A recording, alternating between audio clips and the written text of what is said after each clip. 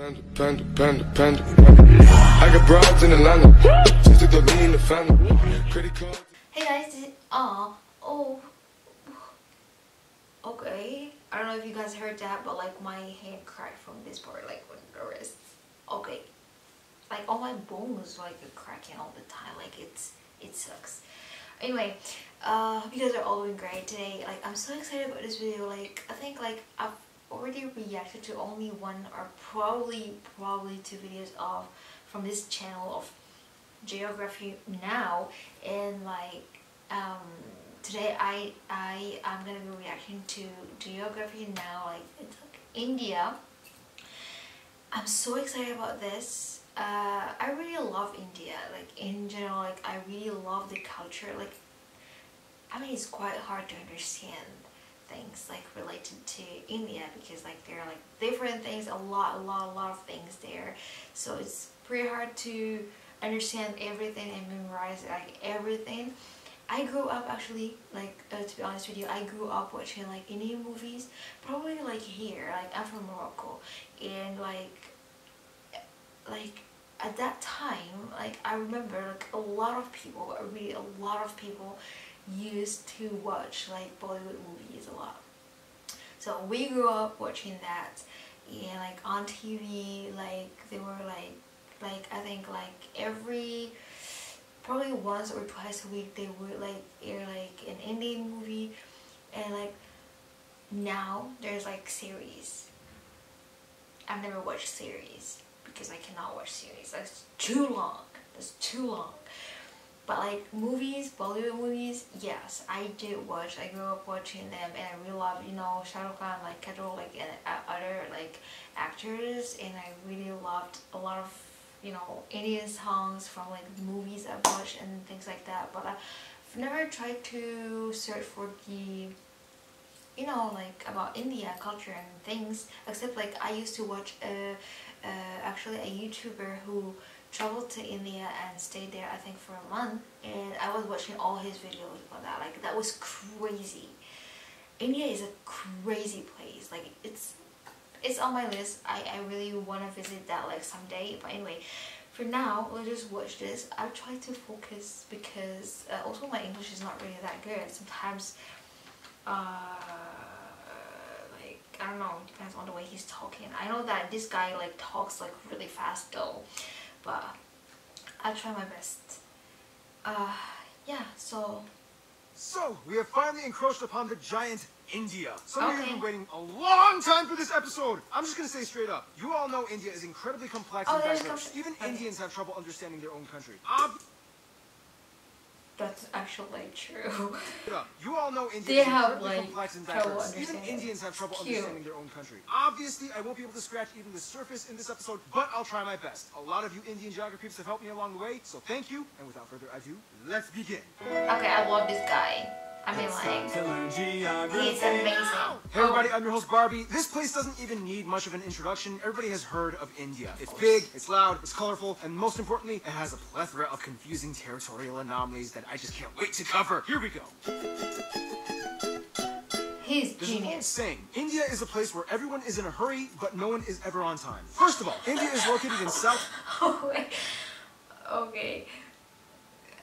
Asia, right on the Indian and Arabian Seas and the Bay of Bengal, bordered by 6 other countries, so close to 7, but that land bridge between Sri Lanka got wiped away like 600 years ago by a cyclone. India is divided into 29 states and 7 union territories, with the capital New Delhi, which acts as its own administrative unit, located in the capital territory. Keep in mind, New Delhi is actually just the name of one of the districts in the capital territory, made up of 11. The largest city, however, is actually Mumbai, with New Delhi, Bangalore or Bengaluru, and Hyderabad following after. However, the 4 busiest airports are Delhi Indira Gandhi International, Mumbai's Chhatrapati Shivaji International, Bengaluru's Kempe Gowda International, and Chennai International in the south.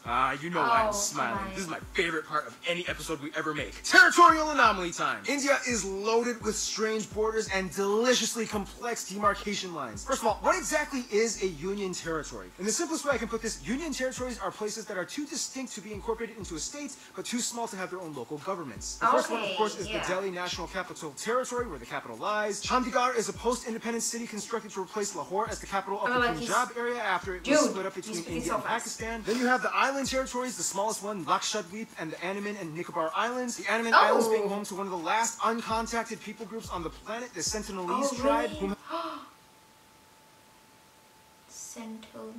have been hostile to visitors and are therefore left alone, as well as the Nicobar Islands, which actually used to be a short-lived colony of Denmark. Finally, the three remaining territories are former European colony towns and ports. Dadra and Nagar Haveli, Daman and Diu, which are separated by about 200 kilometers across the Gulf of Khambat, and the most confusing union territory, the French-speaking Puducherry, which is actually split up between 4 district cities across India: Karikal, Mahe, Yanaon, and Pondicherry. Pondicherry is strange because it has 11 enclaves within the Tamil Nadu state. Oh, and in this area, you can also find the experimental hippie-ish commune with a little bit of controversy. Look it up. And don't forget, here, the eastern states, also known as the Seven Sisters, are connected by this incredibly narrow 27-kilometer wide pathway known as the Siliguri Corridor. This pathway is like a crucial artery that completes the India puzzle. Or so you would think. Now let's discuss the juicy stuff. Now, in the China episode, I already talked about the disputed areas with India, such as Aksai Chin and Arunachal Pradesh. The latter pretty much just belonging to India, as it's almost completely inhabited and operated by Indians. So let's move to the other disputes. Now, as of 2015, the Bangladesh episode is already outdated, as India and Bangladesh have finally come to an agreement over the frighteningly complex former enclave-exclave dispute. In the end, India only lost about 40 square kilometers of land to Bangladesh, and now only a few enclaves and exclaves exist. Now let's head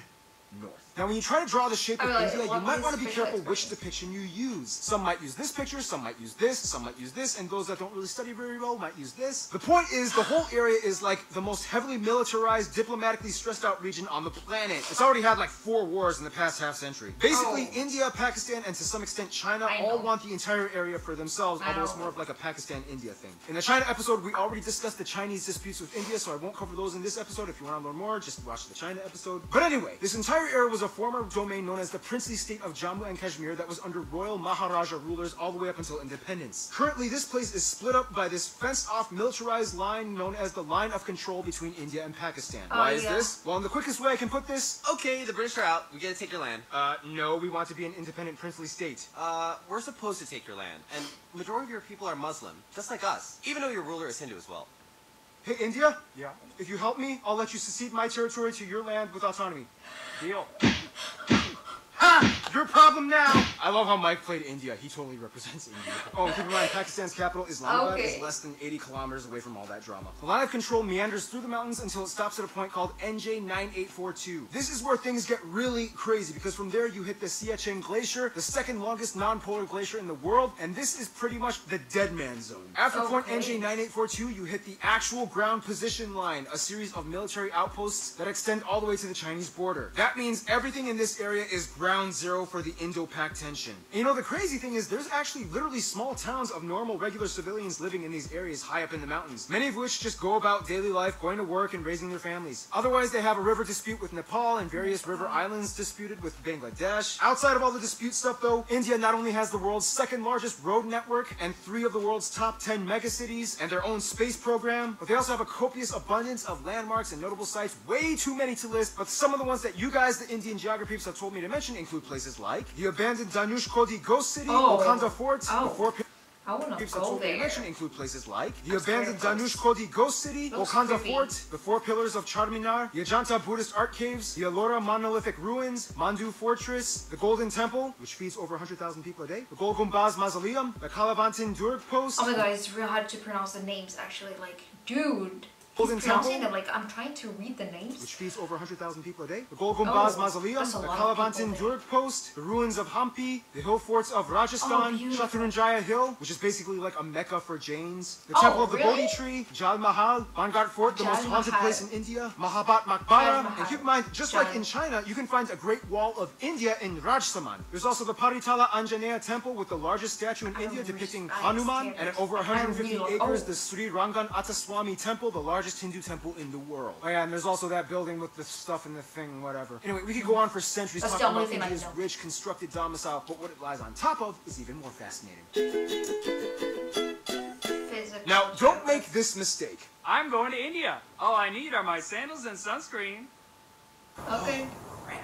Now, as the really? 7th largest country in land area, India has a wide range of landscapes, climates, and elevations that all contrast from one corner to the other. First of all, let's talk about the north. India sits on the Indian tectonic I plate always that thought, essentially smashed into the Eurasian plate, which in return created the largest mountain range in the world, the Himalayas. The force is so strong that it's estimated that the Himalayas grow about 2.4 inches or 6.1 centimeters every year. Probably There's also where you can find like, Kanchenjunga, where the you tallest going mountain in India, or the India. 3rd in the world, right on the border of Nepal. Keep your eye on these mountains. These are pretty much the source of most of India's major rivers that give life to the whole country. That's why India takes these mountains so seriously. You can also find the largest natural lake, Wular, up in the Jammu Kashmir area. Below the Himalayas, you reach the North Indian River Plain, sometimes referred to as the Indus Ganga. This is the most fertile part of India, where the most important rivers like the Ganges and its tributaries flow. Heading a little south, you reach the Satpura and Vindhya ranges that pretty much divide North India from South India. On each side, you get the West and East Ghat Mountains, which in return creates this massive triangle thing called the Deccan Plateau. This place is moderately forest, especially in the east, in the Chotra Nagpur Plateau, where you get a section of the swampy Sundarbans that they share with Bangladesh. Check out the Bangladesh episode. Head a little west and you get the dry Thar Desert along the border with Pakistan, as well as the Rann of Kutch, known as the Salt Desert. And finally, the only active volcanic area would be the Andaman and Nicobar Islands, with Barren Island having actual conical eruptions and Bharatan having tame mud volcanoes. Now here's the thing, although India has a relatively high population density, they do relatively well with maintaining their ecological footing. In fact, in 2016, they beat a world record by planting, disputably, 50 million trees in one day. They've also agreed to reforest about 12% of the country by 2030. The most heavily forested area being the 7 sister states in East India. Now, one of the factors that contributes to this would be the fact that India has the lowest meat consumption in the world, with the highest population percentage of vegetarians at around 40%, most of whom are lacto-vegetarians that so consume milk pretty, products. By the way, in India, when buying groceries, this label means vegetarian and this one means not vegetarian. Nonetheless, the remainder of the population does typically eat some kind of animal protein, mostly in the forms of seafood or chicken, but almost never beef or pork unless if you are part of the Muslim or Christian minorities scattered throughout the west and east areas. Now, let's talk about the role of cattle, shall we? India has more cattle and livestock than anywhere else in the world, at about 330 million. And it's interesting because since they have prevalent Hindu traditions, the killing of cows is illegal in many of the states except for a few, and each state has varying degrees of punishment for committing intentional cow slaughter. Keyword intentional. Cows accidentally get hit by cars all the time. Once a cow is too old to produce milk, it typically is released into the open to die naturally. I mean, it doesn't really matter if it hits like cars, like they get hit by cars all the time. Once a cow is too old to produce milk, it typically is released into the open to die naturally in the wild, ideally. Nonetheless, male cattle get it much worse, as they are deemed as kind of useless. Some places use them as draft animals for labor, some religious sects use them as sacrifices, but otherwise they are typically sold to the underground market for beef or hides. To this day, there are about 6 times as many female cows as male cattle in India, so that means, yeah, something's happening to the males. Nonetheless, India does have the 3rd highest carbon emission rate after China and the US, 4th if you consider the EU. However, emission per capita, they rank pretty low at only about 2 kilotons per person. Contrast that with Qatar at about 40. There are 94 national parks, 501 animal sanctuaries across the country where you can find some of the national animals like the peacock, the Ganges River dolphin, the king cobra, the Indian elephant, and the highest population of Bengal tigers in the world, which are all highly protected. India also has the most irrigated land in the world, which allows them to become the #1 producer of multiple products like millet, bananas, lemons, lime. Wait, what?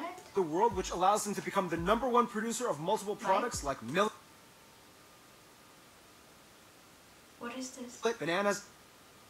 Irrigated land in the world, which allows them to become the #1 producer of multiple products like millet, bananas, lemons, limes, mangoes, ginger, chickpeas, milk, butter, fennel, jute, and about 75% of the world's spices alone come from India. I mean, Speaking of which, I know all food! those except the You can first find one. the staples roti, chapati, and naan in the north, idli and dosa in the south, I and wanna everybody try eats Indian rice. food. The more commonly commercialized Indian foods that we in the West grew up knowing, like samosas, tikka masala, tandooris, it looks so my good. favorite Indian dish, palak paneer. These usually come from the northern regions of India. Seriously, India, you took spinach and made it fat. I love you guys. Otherwise, the West is mostly known for their chutneys and pickled foods, as well as beef, since there's a high number of Muslims and Christians. The South uses a lot more coconut and has some of the best curries like poriyals, sambras, rasams, and tutus. And the East is known for having the best desserts like peda, mishti doi, rasgula, or so shondesh. cute. Speaking of which, India is so diverse and complex that sometimes even Indian people need translators when going to different states. Oh, yeah, it's about I to know get 10 times this. more Like, a friend confusing in of about mine 3, told me 2, 1. He's Indian. Shashti Tharoor once said, "In India, we celebrate the commonality of major differences. We are a land of belonging rather than blood." First of all, India has a population of about 1.3 billion people and is the second most populous country in the world after China with about 18% of the world's population. About 72% of the country is Indo-Aryan and a quarter are Dravidian, and the majority of the remainder are Mongoloid, Asian, and other people groups. They also use the Indian rupee as their currency, they use the type C, D, and M plug outlets, and they drive on the left side of the road. By the way, technically it's illegal for these banknotes to leave the country, but you guys have sent me a lot of them for fan mail for Fan Friday videos, so I don't want to go to jail.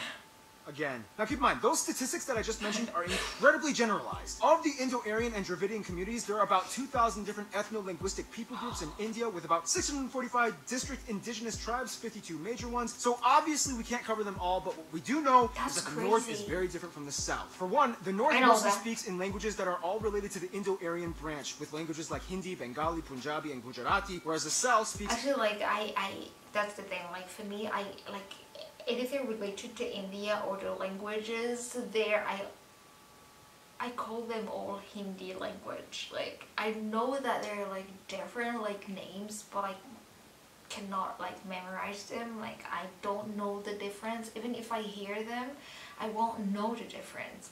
So for me, like, everything is like Indian. So now after I started like reacting to things, I started to know like about Telugu language and like Tamil.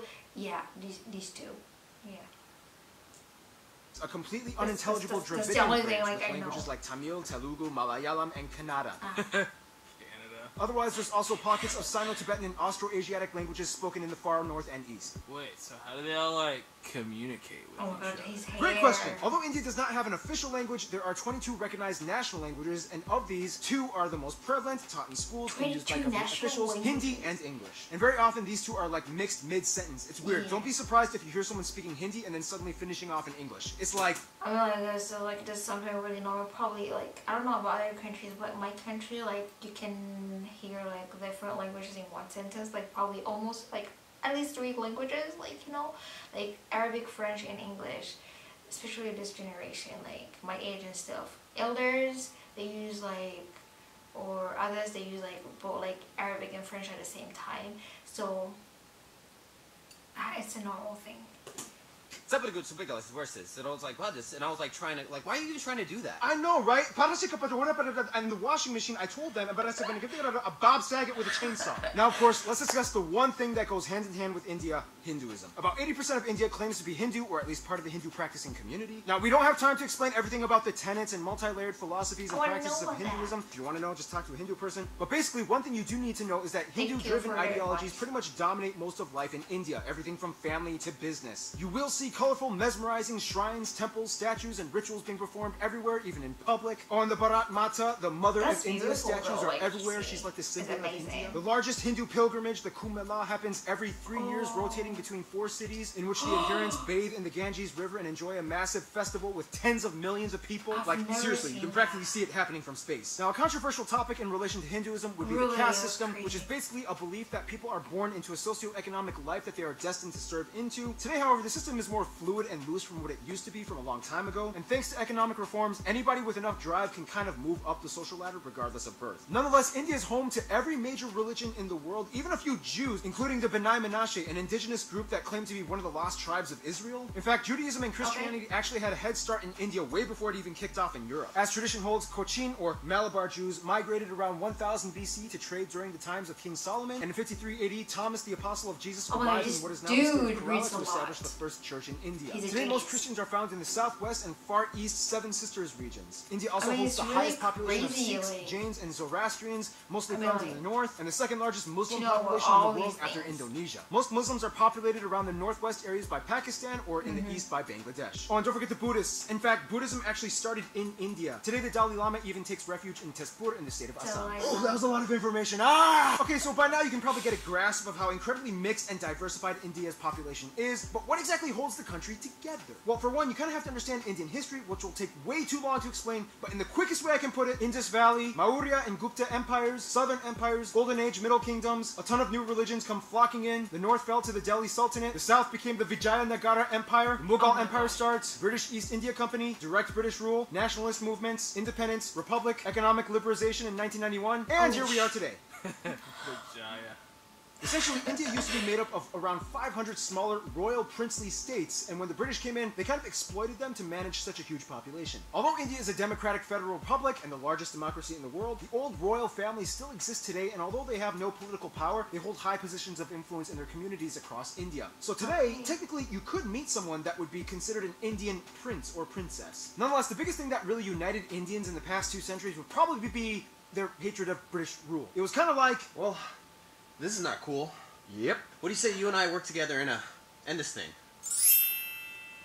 Essentially, one good thing you could say that came out of imperialism was that it kind of stopped all the internal squabbling and unified the groups towards one common goal, to get rid of imperialism. Today, Indians are just proud to be Indian. I mean, That's a Tamil crazy. soccer player can get cheered on by a Rajasthani, a Punjabi pop star can sell out tickets in Orissa. Speaking of which, all Indians love movies and music. India has the second largest film industry in terms of volume, pumping out nearly 2,000 films per year. Surprisingly, Nigeria pumps out more. However, box office revenues gross out at only about $2 billion annually compared to Hollywood at over 10 billion. But still, it's impressive. And keep in mind, it's not just Bollywood, but it's also Tollywood, Gollywood, Collywood, Pollywood, and so on. There's like 20 different woods in India. Oh, and like every movie in India has at least one scene where everybody breaks out in song, and there's almost always a happy ending. Unfortunately, mainstream media has also put an aesthetic strain on many of the people, as it's almost become an obsession to be light or fair-skinned, causing people to go so far as to buy skin bleaching products. Some other controversies include things like illiteracy being an issue in many parts of the country, especially in the rural areas. But I mean, come on, when your country has literally hundreds of different writing systems, go figure. I mean, give them a break. Also, many of you guys, the Indian geographies, have asked me to bring awareness to the fact that India does unfortunately have some of the highest rates of human trafficking and child slavery. The government is trying to crack down and culture is slowly being reformed, but for now, it's a sad reality that still does exist. Hey, here at GN, we talk about the good and the bad. I'm just saying. Otherwise, sports do definitely tie everyone together as well, especially cricket, the national sport, even though they also used to do really well in cricket. I don't like that India also has a lot of their own indigenous sports like Dopkel in Assam, bull racing in Kerala, Insuknar, rod pushing in Mizoram, and Malakamba, the strange pole yoga gymnastics thing in the south. Otherwise, some notable people from India or of Indian descent might include people like Siddhartha Gautama or the Buddha, Mahavir, Ashoka the Great,